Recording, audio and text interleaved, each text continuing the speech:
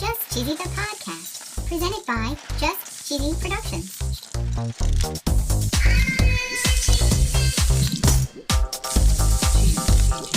Hi there, I'm your host, Fondue. In this week's episode, we're talking all about green cheese. Ew, green. We're talking new cheese, old cheese, moldy cheese, and we're going to talk about March Madness cheese style. And of course, no episode would be complete without our very famous cheesy joke. Yeah, joke. Stay tuned for episode 70, Green Cheese, on Just Cheesy, the podcast.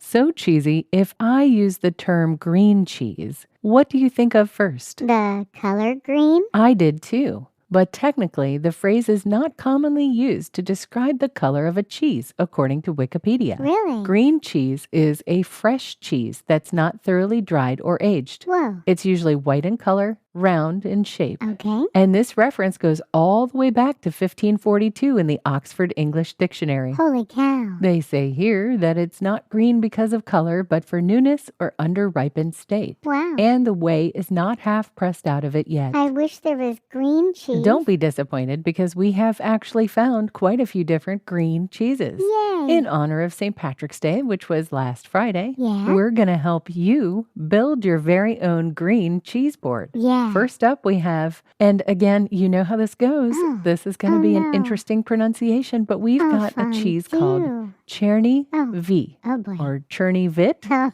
no. I'm sorry. I'm so sorry. You should be. It's from Bulgaria. Sorry, Bulgarians. Yeah, sorry. I have not personally tasted this cheese. And by golly, the picture on the website andreandrive.com looks like something I would probably toss from my own refrigerator. Yeah, ew. It looks very, very moldy. Yeah. The inside looks really yummy. Yeah. And apparently, according to this website, this is a sheep's milk cheese. Okay. It's made by Svetlin Dimitrov. Oh boy. He spent several years trying to get the conditions right in order to make the cheese. Okay. It requires humidity and a soft climate, and apparently wooden boxes are also necessary to make this famous cheese. Wow. Sage Derby is made in England, Okay. and this is a cow's milk semi-firm cheese. Yum. According to cheesemonthclub.com, Sage Derby made it to England sometime in the 17th century. Ooh. Many connoisseurs believe it's based on an old recipe for Derby cheese, which originated in Derbyshire, Okay. and it's well known for its farming and lush green pastures. Ooh. Fresh garden sage is added to traditional Derby cheese curd during the production process. Yum. They say that adding sage at this part of the process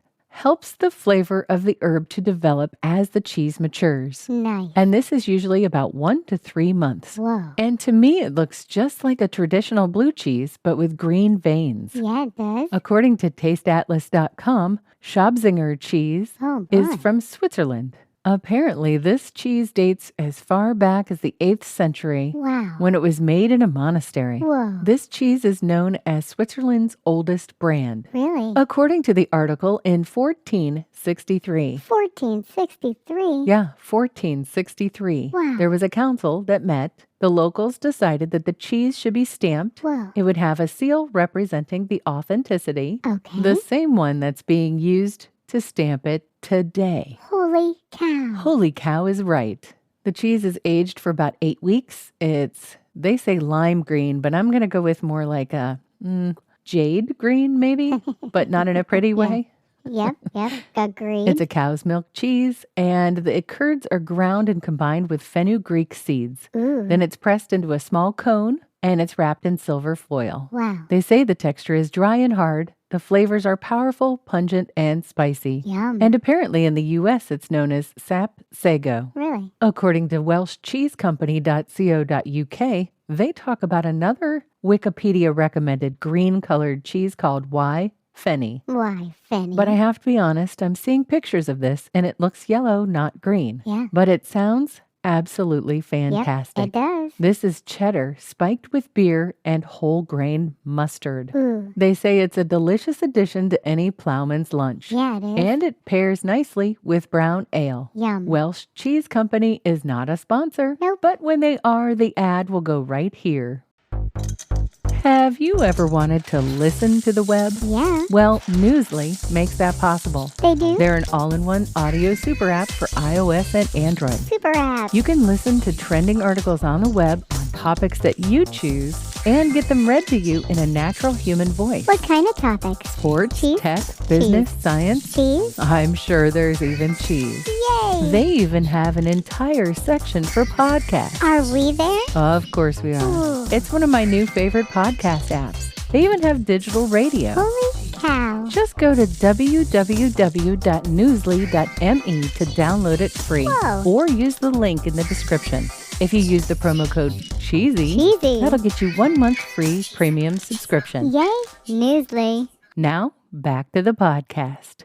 According to the website Henry Willig or Henri Willig, I'm so sorry. Yeah. According to this website, there is a cheese from Holland that is made from green pesto. Ooh. And boy, is it green. Yeah, it is. And from what I've gathered, this is a semi-mature Gouda that has green pesto added to it. Yum. According to snowdoniacheese.co.uk, there's a mature cheddar roasted with garlic and herbs that isn't necessarily green, but its wax rind is. Yeah. And it's called Green Thunder. Ooh. It looks delicious. Yeah, it does. According to mousetrapcheese.co.uk, there's something called Tintern cheese. It's a Welsh cheddar with shallots and chives. Yum. According to blog.murrayscheese.com, there's a cheese called Vermatcha. Ooh. This cheese is made with matcha powder kneaded into fresh triple cream. Ooh. And even Amazon sells something called Roquefort cheese from Societe Bee. And this one,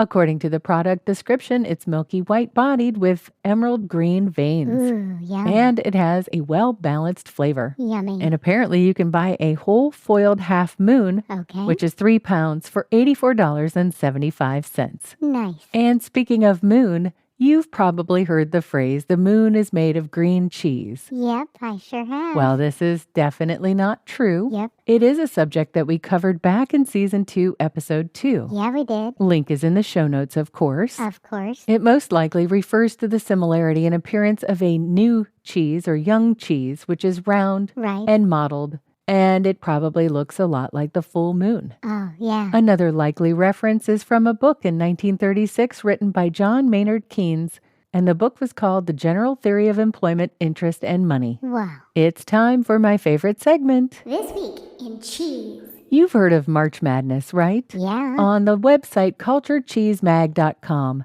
there is an awesome bracket. Awesome. And they're calling it Cheese Madness Bracket. The battle for the big cheese. Ooh. Voting started back on March 12th on their Instagram stories, and it will go through the rest of March. Ooh. And unlike the 100 top cheeses from Taste Atlas, I actually recognize quite a few of these cheeses. Me too. We have things like cheddar, brick, ricotta, Yum. mozzarella, queso dip, cheese curds.